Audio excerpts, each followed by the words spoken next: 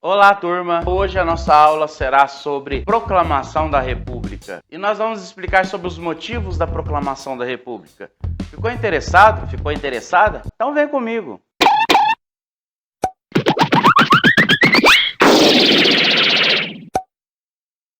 Nossa República foi proclamada em 15 de novembro de 1889 pelo Marechal das Forças Armadas Brasileiras Deodoro da Fonseca.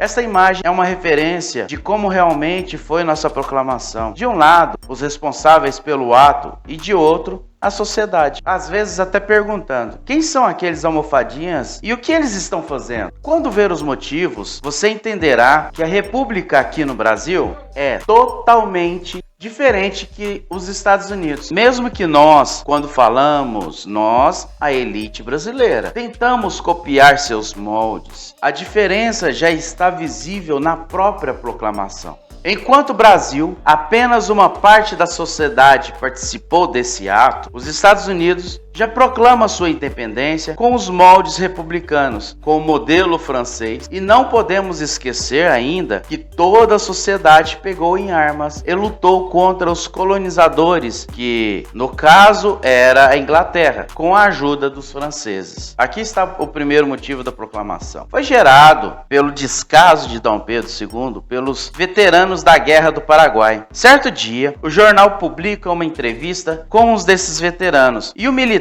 lascava a lenha em Pedrão II. Diziam que foram esquecidos por ele, não dava o devido valor merecido. Quando Dom Pedro II censurou o militar, Deodoro da Fonseca se posiciona. Dom Pedro II já estava recebendo pressão externa e interna para abolir a escravidão. Para vocês verem, o Brasil foi o último a libertar os escravos, enquanto lá fora a Inglaterra ensaiava cortar relações diplomáticas e econômicas com o Brasil. Aqui dentro do país tinham os liberais que brigavam para a abolição, mas do outro lado os conservadores, ou seja, os barões do café, a elite que beneficiava com a mão de obra escrava no Brasil e mais influente economicamente, estava contra a abolição da escravidão. Olha o impasse de Pedrão. Como diz o velho sábio ditado antigo, se correr o bicho pega e se ficar o bicho come. Literalmente. Dom Pedro II viaja para Portugal, alega tratamento de saúde e deixa a Lei Áurea para a princesa Isabel, sua filha, assinar. Esta lei abolia toda a escravidão, sem indenização para o negro e nem para os barões do café. De um lado, os negros sem serviço